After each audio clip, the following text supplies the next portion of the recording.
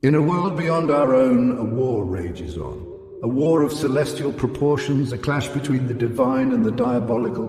The combatants are no ordinary warriors, but angels and demons locked in an eternal struggle. The battlefield none other than our very own Earth. But who are these warriors, you ask? There are many, but a few stand out. A seraph with a heart as fiery as his wings, a demon with a cunning mind as twisted as his horns. These key players and many more shape the course of this cosmic conflict. The stakes? They couldn't be higher. The victor of this war will determine the fate of the Earth. Will it become a haven for humanity under the watchful eyes of the angels? Or will it fall into the grasping claws of the demons, becoming a realm of chaos and destruction? The battle lines are drawn and the Earth hangs in the balance. In this celestial war there are warriors who stand out. Each with a story, each with a purpose, each wielding powers that defy comprehension. Let me introduce you to these remarkable entities. First, we have the enigmatic Seraph, a being of pure energy and light. Born in the heart of a dying star, Seraph wields the power of 1,000 suns. With a mere thought, it can summon cosmic energy to obliterate foes or create shields that can withstand the harshest of attacks. Then there's the cunning Leviathan, a creature of the deep abyss. Leviathan's origins are shrouded in darkness, much like the inky depths it calls home. Master of illusions and shape-shifting, Leviathan can become as ephemeral as a shadow or as solid as a mountain at will. Meet the stoic Golem, a towering figure chiseled from the oldest rocks of the universe. Golem's strength lies in its endurance. It's said that Golem can withstand a supernova and still stand tall, unyielding and unbroken. And finally, there's the elusive Sylph, a being of air and spirit. Born on the winds of a cosmic storm, Sylph can command the elements with a flick of a finger.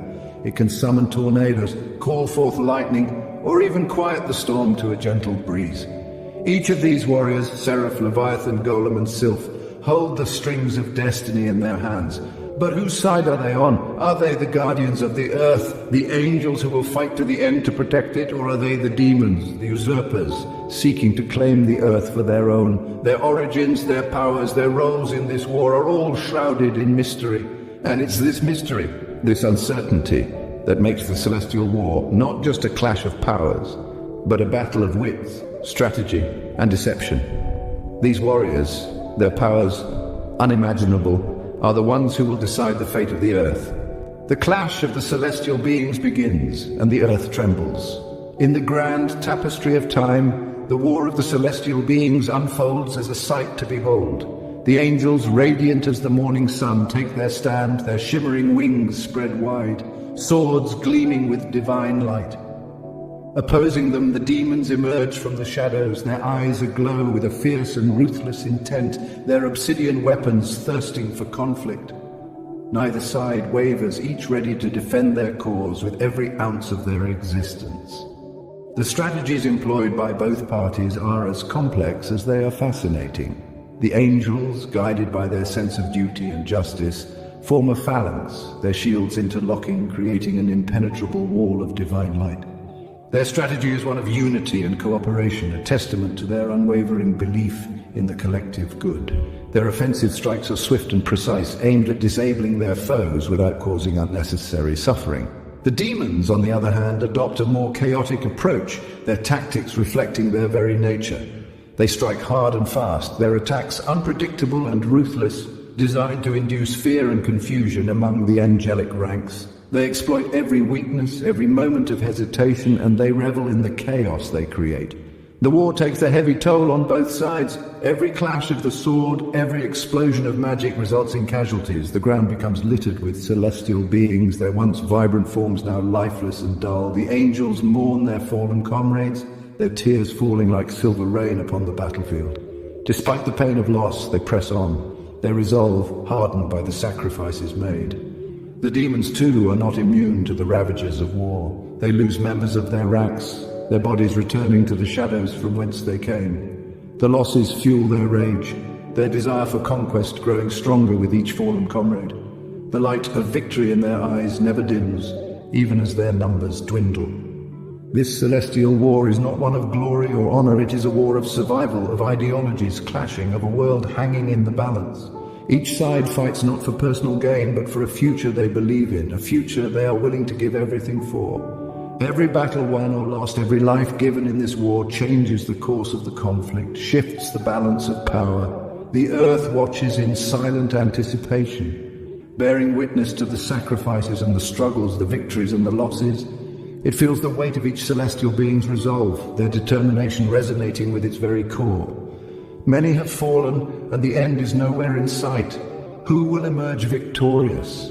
Only time will tell. The celestial war rages on, a testament to the unwavering spirit of angels and demons alike, a war whose outcome will shape the destiny of the world.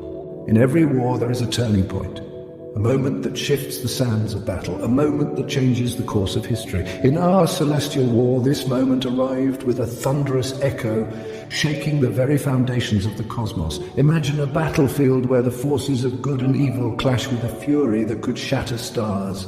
Angels and demons locked in a dance as old as time itself. Amidst this chaos, a figure emerged, a beacon of hope for the heavenly host. This was not just any angel, but the Archangel Michael, the commander of heaven's army. In the heat of battle, Michael was faced with a choice that would shape the destiny of our world. In his hand he held a weapon of immense power, a divine spear gifted by the Creator himself. This was not a tool of destruction, but a beacon of hope capable of turning the tide of any battle. Yet the use of this divine weapon came with a price. Once unleashed, the spear's power could never be contained. It would consume the wielders, sacrificing them for the greater good. Michael, with a resolve as unyielding as his divine spear, made his choice. He chose to sacrifice himself for a world yet unborn, for a future yet unseen. With a roar that echoed through the cosmos, Michael plunged the spear into the heart of the demon horde. A blinding light exploded across the battlefield, a light that pierced the darkness, a light that seared the very souls of the demonic host. The shockwave of divine energy sent demons reeling, their dark essences dissipating in the celestial light. The battlefield fell silent. The angels watched in awe as their commander vanished in the divine light, his sacrifice etching a mark of hope in their hearts. The demons recoiled, their dark ranks broken and their morale shattered. In the wake of this event, the outcome of the war hangs in the balance. Michael's sacrifice was the turning point, a beacon of hope in the darkness, a testament to the power of sacrifice and the strength of divine will. In the darkest hour, a ray of hope shines through. As the battles raged on, it seemed the demons had the upper hand, their monstrous strength and dark magic overwhelming the angelic forces. But just as all seemed lost, the tide began to turn. Our key characters, the celestial warriors, rose to the challenge. Gabriel, the messenger of God, used his divine speed and agility to outmaneuver the enemy, striking with precision and grace. Michael, the warrior angel, stood firm, his radiant armor unyielding against the onslaught of darkness. His sword, imbued with heavenly light, cut through the shadows, felling demon after demon. Raphael, the healer, worked tirelessly, his hands aglow with divine energy, mending wounds and restoring strength to the fallen. Uriel, the flame of God, unleashed a brilliant light, searing through the dark ranks, his fiery resolve unquenchable. With each passing moment, the angels' resolve grew stronger. Their unity, their love for the world they were sworn to protect, gave them strength beyond measure. The demons faltered, their dark magic waning under the relentless assault of light and love. And then the final blow. Michael, with a mighty roar, plunged his sword into the heart of the demon king. The battlefield fell silent. The war was over. The angels had won, but the victory was not without its cost. The battlefield lay strewn with the bodies of fallen angels, their light extinguished, their sacrifice a testament to the price of this victory. The surviving angels wept for their fallen comrades, their tears falling like silver rain onto the scorched earth. Yet, amidst the sorrow, there was relief. The earth was safe. The demons were vanquished. The angels, despite their losses, stood tall, their spirits unbroken. The angels have emerged victorious, but at a great cost. The earth is safe, and God can now begin his greatest project, the creation of humans.